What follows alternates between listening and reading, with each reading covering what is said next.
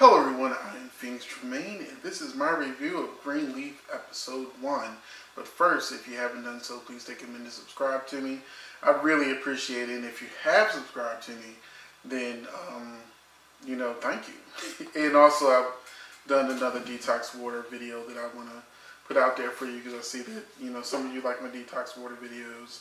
And also, I have something new I'm going to do. It's a drink.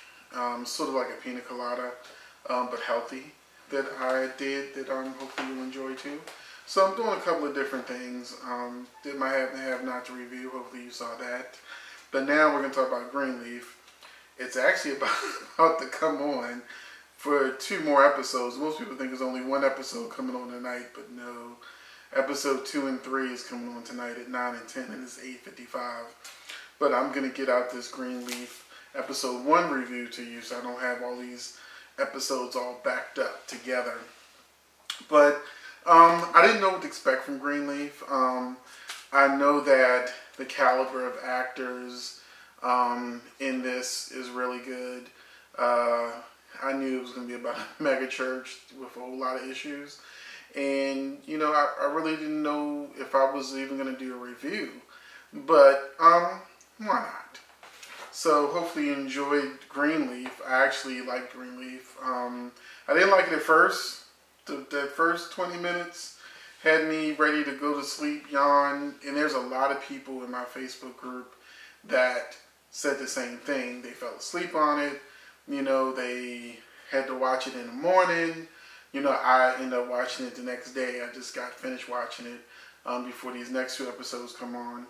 And basically, it's about Grace, Greenleaf, and she's been gone for 20 years, and she comes back to her family after her sisters committed suicide. It's pretty obvious early on what happened, that her Uncle Mac molested her, and it caused her to have issues later on in life, and this is something that's very relatable. I know that I was molested as a kid. I know that my cousin was also molested as a kid by the same person who molested me, except she got pregnant and had the baby in secret and all other kind of shit. And the way my family dealt with my cousin's molestation, because hers getting pregnant was the most obvious, they took him in the backyard and they beat him. Like, they whipped him. No police, no nothing, and then nothing ever came of it. She always resented that. I always resented that. The family sort of like gave him one good ass whipping and called it a day, even though he got his own first cousin pregnant, and he not only molested me, but he also molested his nephews too, which I was witness to. But that's my family business of what was going on in my family, so I can actually relate to Greenleaf on how this uncle molested the sister, and then the family just dealt with it internally, rather than him getting locked up or whatever. And my cousin also went on to molest other people, as I named the nephews, but outside of the family, always in and out of jail. A lot of shit happened. But I could definitely relate to that aspect of the show. So she's there with her daughter Sophia, and they meet Noah, who I guess was her ex before she left the show. Shocking, he's only in half a season. I think this show will be in it's 26 episodes. They'll probably do 13, take a mid-season break, and come back whenever have-nots come back again. But I found it interesting. I'm going to tell you, and this could be a potential spoiler, of some of the actors and characters aren't in all 26 episodes. Like Lynn Whitfield's in all 26 episodes. Keith David is in all 26 episodes. Merle Dandridge, who plays Grace, she's in all 26 episodes. But there's other characters that conspicuously aren't in the full season, and one of those people is Oprah. Oprah's a great actress. She has great charisma on camera. So the fact that she's only in 13 episodes just blew me away. Part of the reason I'm watching this is because you want to see Oprah. Well, I want to see Oprah. But basically, going back into the story, Grace and Sophia come after 20 years to her sister's funeral, and they're trying to convince her to stay. Her mother doesn't like her or whatever. It's like, don't be causing discord in my home. She wants peace in the house. And Lynn Whitfield gets some really cool, one-liners in this that is pure Lynn Whitfield. This is what she was born to do. This is the character she was meant to play. Because she's played it, a bunch of other times. Isabel is Noah's girlfriend, who they decide to abstain, but she finds out Grace is in town and decides, well, shit, I'm gonna suck your dick. We gonna do something. I'm not gonna have you pining for some chick that left you 20 years ago that, you still have feelings for. I'm gonna suck this dick so good that you ain't gonna be worrying about this bitch no more. So they had that scene in there. And then, like I said, when Lynn Whitfield didn't have a whole lot to do in the first episode, she just basically had a bunch of one-liners. Keith David didn't really have a whole lot to do in the episode. They're just establishing everything. We sort of found out that a senator who's only in one episode, whatever, is investigating the church. And, obviously they're hiding money and doing different things because you can see from the uncle and him talking, they're up to some shit. And churches launder money. My mother worked for a church that laundered money. Long story, not going to go into it. But yeah, I can relate to Greenleaf. Charity G and Kevin Satterway. Charity plays the youngest Greenleaf daughter. She's actually Deborah Joy Winans, so I guess she's one of the Winans family. I'm not familiar with I ain't gonna go there. But she plays the whiny younger daughter who isn't being accepted. She wants to be accepted as an adult, and everybody just wants her to stay in her place and not get in the way. And so she's all upset over that. And she has a supportive husband who wants to have a baby with her because her mother said, you've been married 3 years, you only have a baby.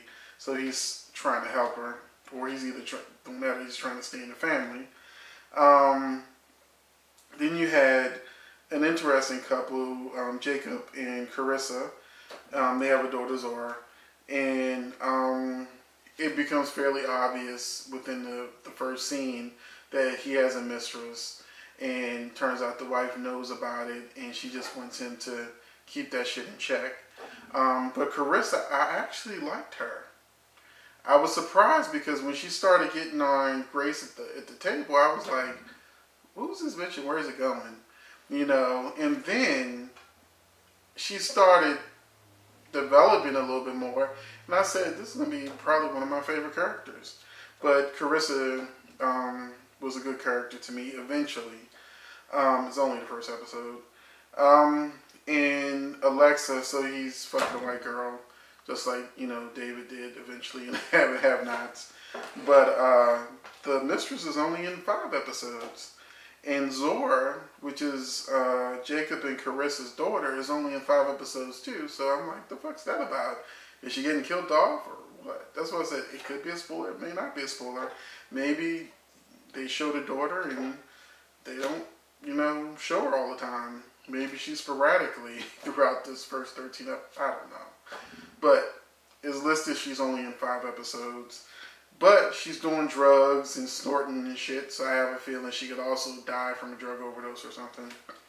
Alexa Campbell, we talked about her, the mistress. Robert McCready, who plays is Gregory Allen Williams. Now this is a real spoiler. You may want to fast forward past me real quick, but he's not in all 26 episodes. He's only in 11 episodes.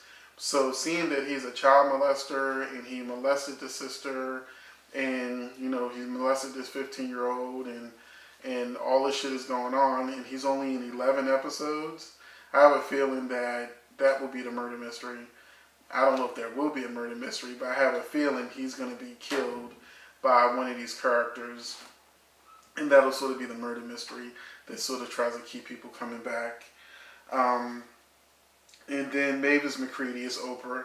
I mean, once again, Lynn Whitfield, Keith David, Oprah didn't have a lot to do. They're just establishing who their characters are and their personalities.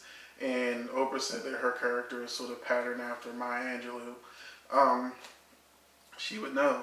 So she's just like this cool bar owner who helps. She's her aunt that helps Grace learn more about the uncle and his molestations, and that she wants to help her stop him. And Oprah is only in 13 episodes, so I'm like, what's that about? I hope they don't kill her off. So in this first episode, we got family discord. The siblings are fighting. The mother's fighting with the daughter. The father wants the daughter to come back. Shit's going on in church. So we have a lot going on. Child molestations, kids doing drugs, long lost loves coming back. So, you know, the new bitch has got to like suck his dick to keep him in line. There's a whole bunch of greed in the church, you know, and it's sort of like he gives a sermon that makes the daughter cry and makes her want to come back home, and then he starts asking for the church for money. And the fight for who's more Christian, this happens more often than you would think, especially in church situations and in families, you know, because people do cherry pick the Bible and pick and choose what they want to believe in. And, you know, technically, if you did fully believe in the Bible, you'd be stoning people and not sleeping with your wife when she's on a period, and, you know, never eating bacon or touching a football. And y'all know what I'm talking about. There's a lot of stuff going on in the Bible, you know, having slaves, you know, that if you really didn't cherry pick, there'd be a lot that should be fucked up. But that's a story for another day. So, I mean, Greenleaf was good. Hopefully they got 2 episodes coming on tonight. Hopefully they'll be good. I may still continue to relate to it. Let's see what happens. And tell me in the comments, how did you like Greenleaf? What did you think? Did you enjoy it? Did you fall asleep? You know, are you going to keep watching it? You know, come on, let's talk about it. Or just follow me on Facebook, follow me, subscribe to me, and just keep watching my videos. Whatever you do, just, you know, keep on supporting me. Thanks for watching.